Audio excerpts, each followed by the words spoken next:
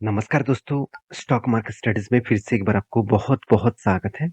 तो आज यहाँ पे मैं डिस्कशन करूँगा कुछ इम्पोर्टेंट कंपनी के अपडेट के बारे में और उसी के साथ-साथ टेक्निकली चार्ट पैटर्न भी आपको दिखाऊँगा कि कुछ कंपनीज़ में एंट्री लेवल्स कहाँ पे बना है और कहाँ पे बनने वाले हैं और साथ ही साथ बहुत सारे कंपनीज़ के जो टेक्निकली चार्ट पैटर्न में टारगेट हुआ है, जो मैंने एनालिसिस किए थे, वो किस तरीके से हुआ, वो भी मैं आपको सिखाऊँगा क्योंकि मेरा काम है आपको सारी चीज़ दिखाकर, ये नहीं है कि आपको मैं कोई टिप्स दे रहा हूँ। मेरा काम कोई टिप्स देना नहीं है, मैं कभी भी टिप्स नहीं देता और कभी भी कोई बाय एंड सेल का रिकमेंडेशन नहीं करता। अगर आपको काम करना ही है, तो आपको सीख कर करना पड़ेगा। तो मेरे साथ आप जुड़े हुए हैं, तो मैं आपको ज़रूर सिखाऊँगा। मेरे इतने सालों के एक्सपीरियंस मैं आपके साथ शेयर करूँगा। अगर आप सीखना चाहते हैं, तो वीडियो को ज़रूर कंटिन्यू करिए। और हाँ, चैनल में नए हैं, तो प्लीज़ चैनल को सब्सक्राइब और टेलीग्राम को भी जॉइन कर सकते हैं। अगर आपने वीडियो मिस कर चुके हैं, तो टेलीग्राम में जाकर सारे चीज़ को वॉच कर सकते हैं। तो सबसे पहले जिस कंपनी के बारे में डिस्कस करूँ उसका नाम है टाटा स्टील। आप सभी जानते हैं टाटा स्टील एक इंडिया में जो चेन सिस्टम है, जो इस सेक्टर के जो चेन सिस्टम है उस सेक्टर में कंपनी लीडर है और एशिया के सबसे पुराना और सबसे फर्स्ट स्टील मैन्युफैक्चरिंग कंपनी है। तो जमशेदजी टाटा ने इस कंपनी को स्टार्ट किए थे और 1907 इस साल में कंपनी स्टार्ट हुआ था। तो कितनी पुराना कंपनी आप सोच सकते हैं। करीबन-करीबन 110 साल 110 साल नहीं, हाँ, 110 साल नहीं, 100 देखा जाए तो 12-13 साल कंपनी सॉरी 115 साल कंपनी हो चुके हैं। तो इतना पुराना कंपनी है और टाटा स्टील इंडिया के second largest steel manufacturing company है। अगर इस कंपनी का कंपैरिजन करूँ, जिस जेएसडब्ल्यू स्टील नंबर 1 है, उसका market cap 1,92,000 crore, almost 2 lakh crore के आसपास।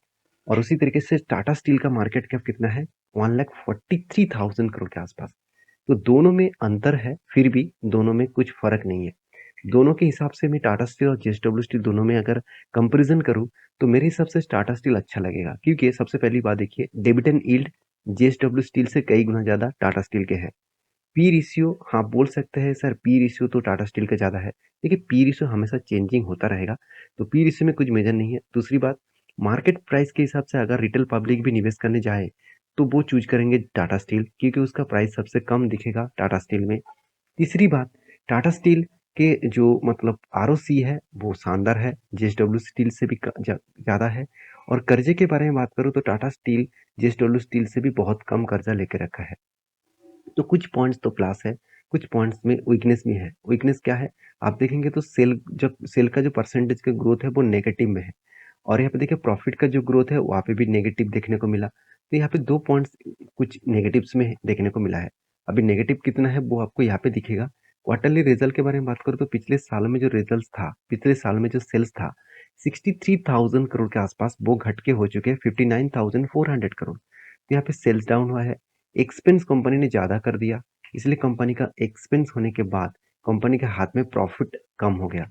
और एक चीज़ मैं आपको बता दूँ, उस साल में ही ज़्यादा टैक्सेशन दिया जाता है जिस साल में कंपनी का सेल्स कम होता है। देखिए सेल्स कम होता है, प्रॉफिट कम होता है, तो उस साल में टैक्सेशन क्यों ज़्यादा दिया जाता है? देखिए प्रीवियस जो उन्होंने कंपनी ने जो टैक्स कम दिया, तो प्रीवियस टैक्स कम दिया मतलब प्रीवियस देखिए 11%, 17% इस तरीके से कुछ टैक्स था। क्या सही में इतना टैक्स है? बिल्कुल नहीं। एक एवरेज टैक्स 30% के आसपास होता है। तो 30% के आसपास यहाँ पे ठीक-ठाक टैक्स तो दिया गया। उसके बाद देखिए लास्ट कुछ मतलब कंटिन्यूअसली यहाँ पे देखिए टैक्सेशन ज़्यादा देना पड़ा।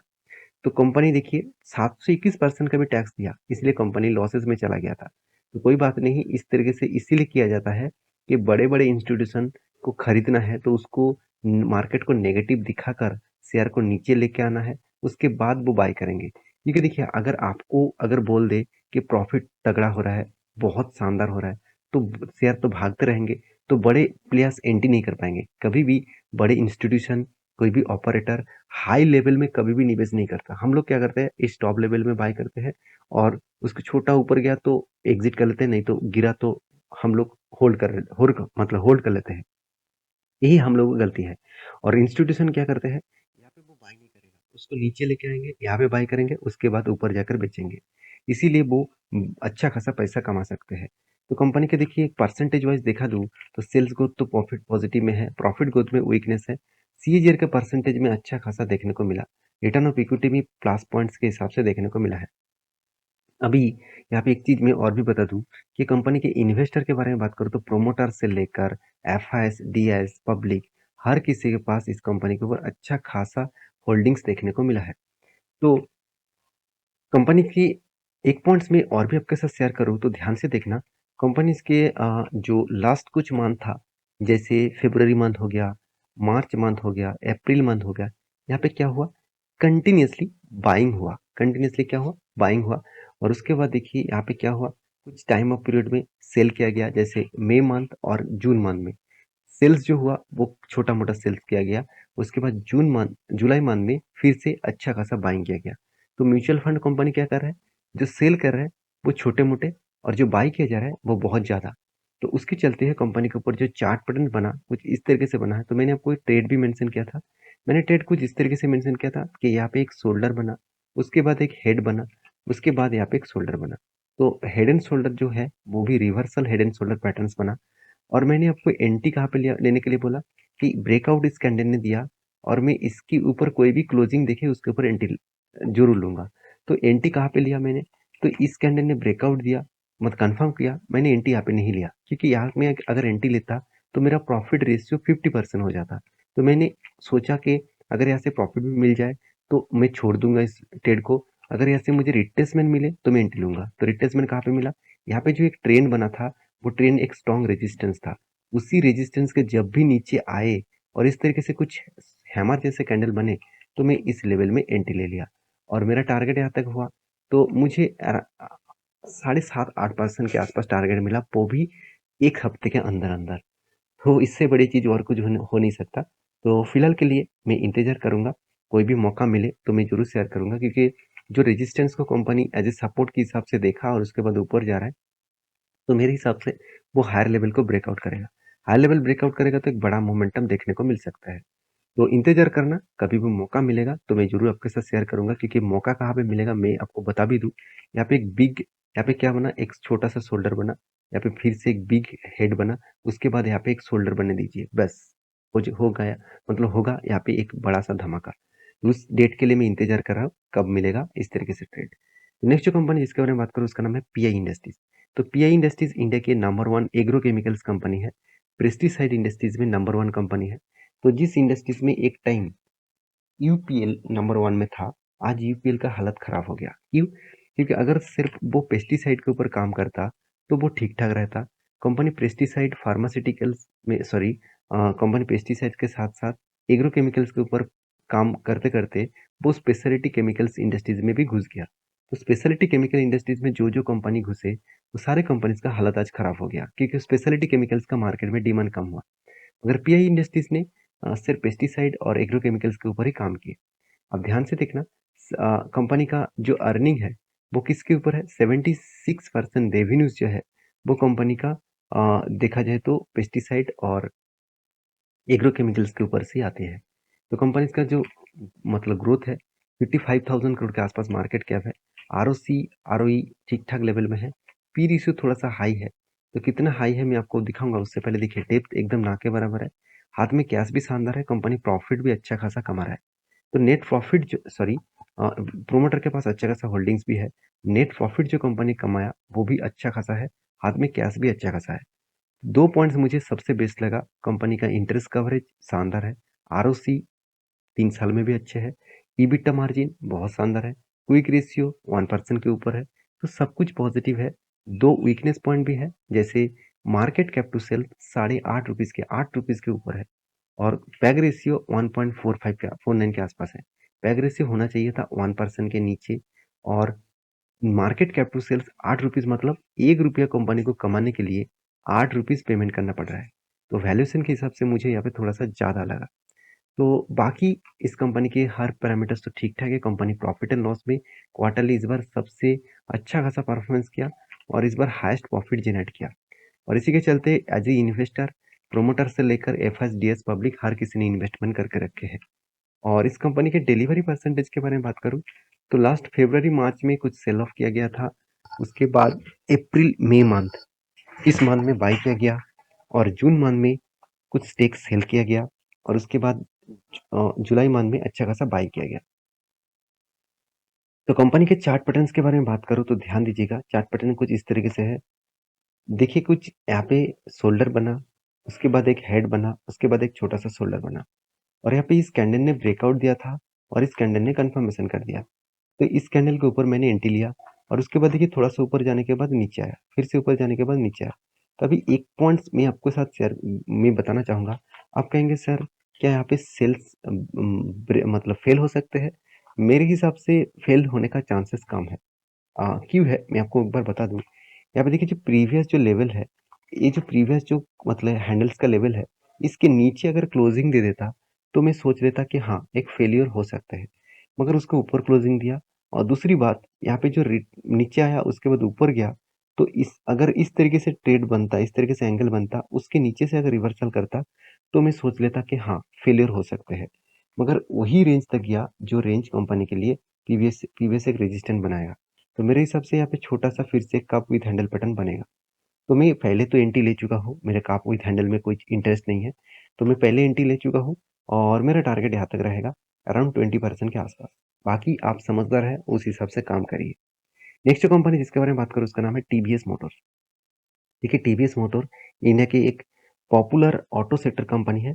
इंडिया के अगर जितने सारे टू व्हीलर्स कंपनी है, उस सेक्टर के हिसाब से देखें, तो कंपनी की सेक्टर वाइज़ देखा जाए तो ऑटोमोबाइल्स, मोटरसाइकिल सेक्टर में कंपनी इंडिया के सेकंड लार्जेस्ट कंपनी है। तो नंबर 1 कौन है? आईचर मोटर। आप कहेंगे सर आईचर मोटर, वो तो ट्रक्स बनाते हैं। हाँ, आप ये भी जानते हैं ट्रक्स बनाते हैं, उसके साथ-साथ वो टू व्हीलर्स भी बनाते हैं। आज रॉयल एनफील्ड जो ब्रांड है, वो किसका है? आईचर मोटर का। तो इसीलिए उसका मार्केट कैप सबसे ज़्यादा हो चुके हैं। तो मैं ये नहीं कहूँगा कि टीवीएस मोटर खराब है। टीवीएस मोटर में सिर्फ एक बड़ा वीकनेस है। वो वीकनेस क्या है? कंपनी का कर्जा। कंपनी बहुत ज़्यादा कर्जा ले लिया और कंपनी देखिए इतना कर्जा लेने के बाद भी इतना शानदार प्रॉफिट कर रहा है। तो सोचिए जब कर्जा कम हो जाएगा तो कंपनी का जो इनकम है वो और भी बढ़ सकते हैं और भी अच्छा खासा हो सकते हैं। आरओसी आरओई तो बेस्ट है। कंपनी का क्वार्टरली रिजल्ट के बारे में बात करूँ, देखिए सेल कितना शानदार लेवल्स में हुआ। इस बार हाईएस्ट सेल किए, आज तक की सबसे ज़्यादा सेल्स है। मगर कंपनी का जो एक्सपेंस है वो भी कंट्रोल में है। ये तो ठीक-ठाक है, मगर कंपनी को इंटरेस्ट सबसे ज़्यादा पेमेंट करना पड़ा। अगर कर्जा कम होता तो कंपनी में एक प्लस पॉइंट देखने को और भी मिल जाते। तो कंपनी ने फिर भी इस बार हाईएस्ट प्रॉफिट जनरेट किया और इस सब कुछ हाईएस्ट होने के कारण कंपनी इस बार धमाका रिटर्न दिया। सोचिए कंपनी का sales growth, profit growth, return of equity सब कुछ आपको बेस्ट लेवल में दिखा। देखिए 10 साल, 5 साल, 3 साल, 1 साल, हर साल में एवरेज कैलकुलेट करके दूँ तो अराउंड 35% के ऊपर आपको यहाँ पे रिटर्न मिला। तो 35% सालाना रिटर्न कोई कम है क्या?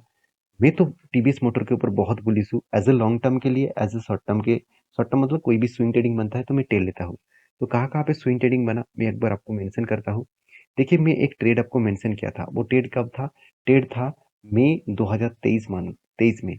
तो मई मंथ में मैं अब एक वीडियो बनाकर आपको शेयर किया था। आप जाकर टेलीग्राम में भी चेकआउट कर सकते हैं।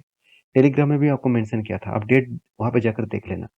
तो मैं इतनी मतलब इतनी श्योर क्यों हो जाता हूँ क्योंकि जब कोई कंपनीज का परफॉर्मेंस बेस्ड होता है और उस कंपनी में कोई टेक्निकली चार्ट पैटर्न बनता है तो आप एक पॉजिटिव पॉइंट आते हैं। तो मुझे कुछ दोस्तों ने कमेंट भी किए, सर क्या कोई कंपनीज के ऊपर स्विंग ट्रेडिंग करने के लिए क्या फंडामेंटल देखना जरूरी है?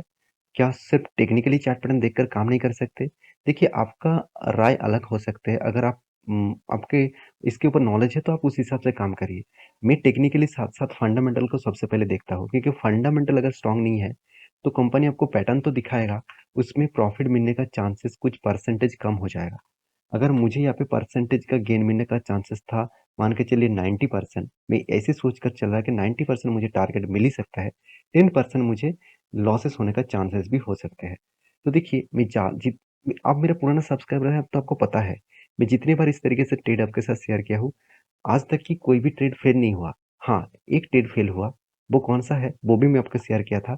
वो जाकर मुझे कमेंट्स करिए, तो मैं मुझे भी अच्छा लगेगा कि हाँ, आप भी मेरे वीडियो देखते रहते हैं और आप भी स्टडी कर रहे हैं। तो देखिए यहाँ पे क्या बना था, यहाँ पे एक कप विथ हैंडल पैटर्न्स बना था और उसके बाद देखिए ब्रेकआउट कन्फर्मेशन इस कैंडल ने दिया और यहाँ पे देखिए एंट्री लेवल बना और किस तरीके से टारगेट बना है। तो किस तरीके से जर्नी कंपनी किया, कोविड से लेकर कंपनी का जो जर्नी हुआ, आप देखेंगे कितना धमाका कंपनी परफॉर्मेंस किया। तो कोविड का लेवल कहाँ पे था? कोविड का लेवल था यहाँ पे और देखिए 2018 से लेकर कंपनी के ऊपर कितना स्लो डाउन और इकोनॉमिकली किस तरीके से स्लो डाउन था। तो कंपनी का कुछ इस तरीके से परफॉर्मेंस है, देखिए कंपनी इस तरीके से परफॉर्मेंस करके ऊपर जा रहा है। तो सोचिए टीवीएस मोटर में कितना पोटेंशियल होगा। तो अभी फिलहाल के लिए जो कंपनी का ट्रेड बन रहा है, मेरे हिसाब से एक ही रेंज के ऊपर वो बार-बार रिटेस्ट कर रहा है। इस लेवल को वो ब्रेकआउट करेगा और थोड़ा-सा ऊपर जाएगा, तो मैं रिट्रेसमेंट में एंट्री लूँगा और मैं आपके साथ शेयर भी करूँगा। तो फिलहाल के लिए मैं चुपचाप बैठा हुआ हूँ, क्योंकि कोई भी अभी ट्रेड नहीं है। जब ट्रेड बनेगा तो मैं आपके साथ शेयर करूँगा। नेक्स्ट जो कंपनी जिसके बारे में बात करूँ, इसका नाम है Remedium life care. Remedium life care एक देखा जाए तो फार्मास्यूटिकल इंडस्ट्रीज के साथ जुड़े हुए हैं। तो एक ट्रेडिंग बिजनेस और फार्मास्यूटिकल इंग्रेडिएंट प्रोडक्ट वो बेचते हैं। तो इस कंपनी के बारे में बात करूँ, तो इस कंपनी ने अच्छा खासा धमाका पब्लिक को मतलब हर किसी को रिटर्न दिया। कंपनी 50 से कहाँ तक गया? 1600 तक। तो 50 से 1600 तक मतलब सोचिए 1600 से आप 50 तक डिवाइड करेंगे तो आपको 32 टाइम्स रिटर्न दे दिया। तो सोचिए कितना बड़ा रिटर्न कंपनी ने दिया है। और इस रिटर्न देने के चक्कर में कंपनी एक बहुत बड़ा अनाउंसमेंट भी किया। वो क्या है? वो है स्प्लिट एंड बोनस का। तो कंपनी बोनस दिया था कुछ दिनों पहले, हर 5 शेयर में 9 शेयर का बोनस दिया था। उसके बाद कंपनी फिर से स्प्लिट देने का अनाउंसमेंट किया। 1 सितंबर में कंपनी 1 के बदले 2 शेयर देने वाले हैं। तो ये था कुछ कंपनीज का अपडेट। वीडियो अच्छा लगे तो प्लीज़ लाइक करना, दोस्तों के साथ शेयर भी करना, चैनल को सब्सक्राइब भी करना। मिलते हैं नेक्स्ट वीडियो में, तब तक के लिए अच्छे से रहिए, अपनी ख्याल रखिए। धन्यवाद।